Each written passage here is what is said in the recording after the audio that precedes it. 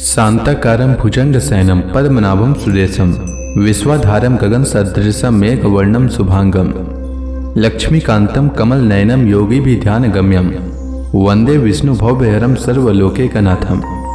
मंगलम भगवान विष्णु मंगलम गरुड़ध्वज मंगलम पुंडरीकाक्ष मंगलाय तनोहरि। ओम नमो भगवते वासुदेवाय। आज का दिन आप सभी के लिए मंगलमय हो। भगवान नारायण सर्वशक्तिमान हैं। एकमात्र श्री हरि ही संसार में दुर्लभ से दुर्लभ वस्तु देने में सामर्थ्य हैं। परमा एकादशी प्रभु की प्रिय तिथि है। इस दिन भक्ति भाव से पूर्ण श्रद्धा के साथ भगवान श्री हरि की पूजा करनी चाहिए। अधिक मास में पड़ने के कारण इस एकादशी का महत्व और अधिक बढ़ जाता है।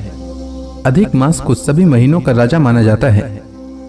परमा एकादशी की कथा सुनने मात्र से 1000 गोदान और 1000 ब्राह्मणों को भोजन कराने के बराबर पुण्य की प्राप्ति होती है।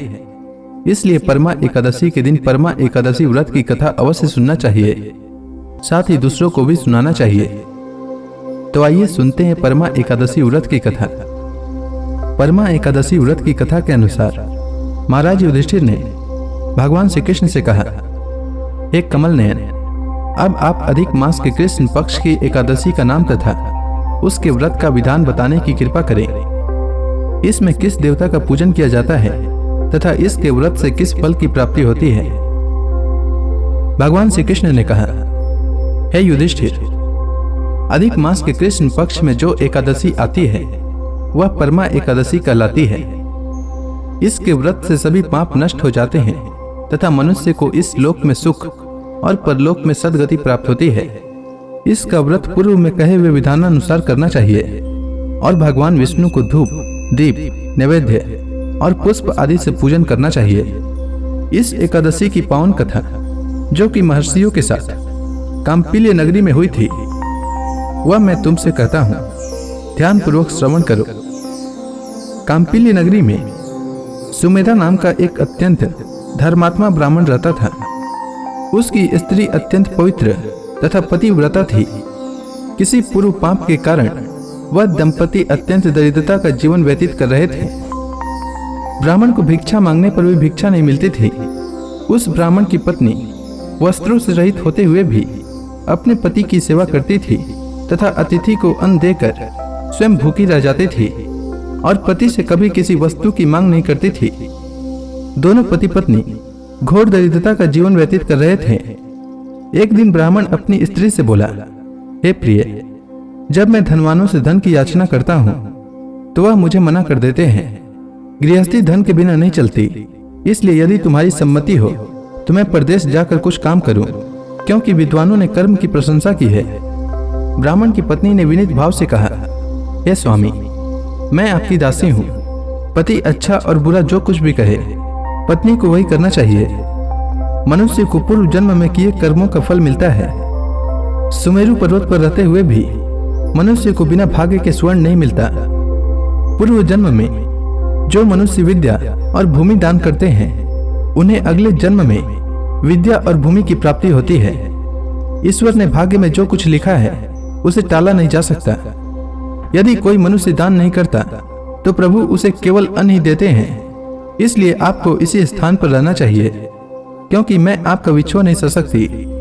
पति बिना स्त्री की माता, पिता, भाई, ससुर तथा संबंधी आदि सभी निंदा करते हैं। इसलिए हे स्वामी, कृपा कर आप कहीं न जाएं। जो भाग्य में लिखा है वह यहीं प्राप्त हो जाएगा।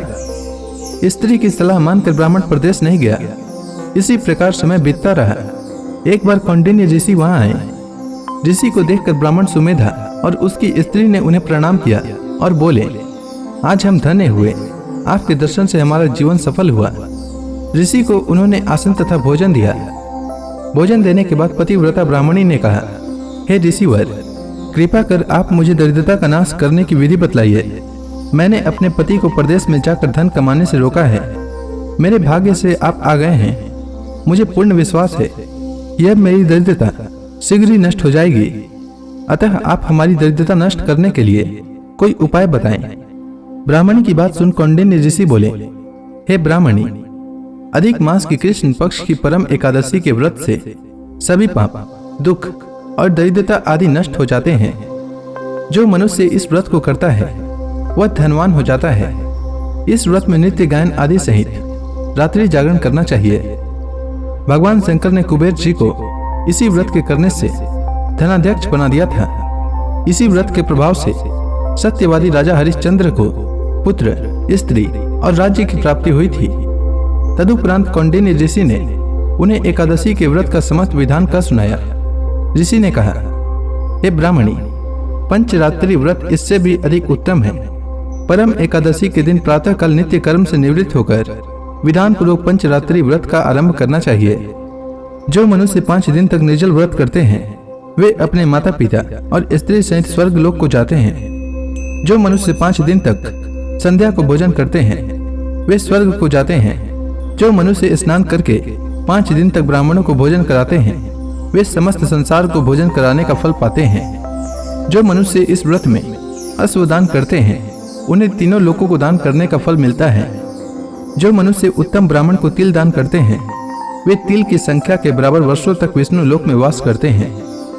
जो मनुष्य घी का पात्र दान करते हैं वे सूर्य लोक को जाते हैं। जो मनुष्य 5 दिन तक ब्रह्मचर्य पूर्वक रहते हैं वे दिव्यांगनाओं के साथ स्वर्ग को जाते हैं। हे ब्राह्मणी, तुम अपने पति के साथ इसी व्रत को धारण करो, इससे तुम्हें अवश्य ही सिद्धि और अंत में स्वर्ग की प्राप्ति होगी। कौंडिन्य ऋषि के वचनानुसार ब्राह्मण और उसकी स्त्री ने परम एकादशी का 5 दिन तक व्रत किया। व्रत पूर्ण होने पर ब्राह्मण की स्त्री ने एक राजकुमार को अपने यहाँ आते देखा। राजकुमार ने ब्रह्मा जी की प्रेरणा से एक उत्तम घर जो कि सब वस्तुओं से परिपूर्ण था उन्हें रहने के लिए दिया। तदुपरांत राजकुमार ने आजीविका के लिए एक गांव दिया। इस प्रकार ब्राह्मण और उसकी स्त्री इस व्रत के प्रभाव से इस लोक में अनंत सुख भोग कर अंत में स्वर्ग लोक को गए। भगवान श्री कृष्ण ने कहा, हे युधिष्ठिर, जो मनुष्य परमा एकादशी का व्रत करता है उसे सभी तीर्थों और यज्ञों आदि का फल प्राप्त होता है। जिस प्रकार संसार में 2 पैरों वालों में ब्राह्मण, 4 पैरों वालों में गौ, देवताओं में देवेंद्र श्रेष्ठ हैं, उसी प्रकार मासों में अधिक मास उत्तम है। इस मास में पंचरात्रि अत्यंत पुण्य देने वाली होती है। इस मास में पद्मिनी और परम एकादशी भी श्रेष्ठ है। इसके व्रत से सभी पाप नष्ट हो जाते हैं। अतः दरिद्र मनुष्य को इस व्रत को अवश्य करना चाहिए। जो मनुष्य अधिक मास में स्नान तथा एकादशी व्रत को नहीं करते उन्हें पाप का भागी बनना पड़ता है। यह मनुष्य योनि बड़े पुण्यों से मिलती है, इसलिए मनुष्य को एकादशी का व्रत अवश्य करना चाहिए। हे कुंती पुत्र, जो तुमने पूछा था वह मैंने विस्तार पूर्वक बतला दिया। अब इन व्रतों को भक्ति पूर्वक करो। जो मनुष्य अधिक मास की परम एकादशी का व्रत करते हैं वे स्वर्ग लोक में जाकर देवराज इंद्र के समान सुखों का भोग करते हुए तीनों लोकों में पूजनीय होते हैं। तो प्रेम से बोलिए विष्णु भगवान की जय, श्री कृष्ण भगवान की जय। अब आप सभी भक्तगण हाथ जोड़कर भगवान श्री हरि का ध्यान करें। आरती होने वाली है। ओम जय एकादशी माता, मैया जय एकादशी माता। विष्णु पूजा व्रत को धारण करके, विष्णु पूजा व्रत को धारण करके शक्ति मुक्ति पाता। ओम जय एकादशी माता। तेरे नाम गिनाऊं देवी, भक्ति प्रदान करनी, भक्ति प्रदान करनी। गण गौरव की देनी माता, गण गौरव की देनी माता। शास्त्रों में बरनी। ओम जय एकादशी माता। मार्गशीर्ष कृष्ण पक्ष की उत्पन्ना, विश्व तारणी जनमी। मैया विश्व तारणी जनमी। शुक्ल पक्ष में हुई मोक्षदा, शुक्ल पक्ष में हुई मोक्षदा। मुक्तिदाता बन के भरमी। ओम जय एकादशी माता। पौष के कृष्ण पक्ष की सफला नामक है। शुक्ल पक्ष में होए पुत्रदा, आनंद अधिक रहे। ओम जय एकादशी माता। नाम सट तिला माघ मास में कृष्ण पक्ष आवे, मैया कृष्ण पक्ष आवे। शुक्ल पक्ष में जया कहावे, शुक्ल पक्ष में जया कहावे, विजय सदा पावे। ओम जय एकादशी माता। विद्या फाल्गुन कृष्ण पक्ष में शुक्ला अमला की, मैया शुक्ला अमला की। पाप मोचनी कृष्ण पक्ष में चैत्र महाबली की। ओम जय एकादशी माता। चैत्र शुक्ल में नाम कामदा धन देने वाली, मैया धन देने वाली। नाम बरूथनी कृष्ण पक्ष में बैसाख माहवाली। ओम जय एकादशी माता। शुक्ल पक्ष में होए मोहिनी अपराज्येष्ठ कृष्ण पक्षी, मैया अपराज्येष्ठ कृष्ण पक्षी। नाम निर्जला सब सुख करनी शुक्ल पक्ष रखी। ओम जय एकादशी माता। योगिनी नाम आषाढ़ में जानो कृष्ण पक्ष करनी, मैया कृष्ण पक्ष करनी। देव सैनी नाम कहायो शुक्ल पक्ष धरनी। ओम जय एकादशी माता। कामिका श्रावण मास में आवे कृष्ण पक्ष कहिए। श्रावण शुक्ला होए पवित्र आनंद से रहिए। ओम जय एकादशी माता। अजा भाद्रपद कृष्ण पक्ष की परिवर्तनी शुक्ला, मैया परिवर्तनी शुक्ला। इंद्राश्विन कृष्ण पक्ष में व्रत से भव सागर निकला। ओम जय एकादशी माता। पापांकुशा है शुक्ल पक्ष में आप हरणहारी, मैया आप हरणहारी।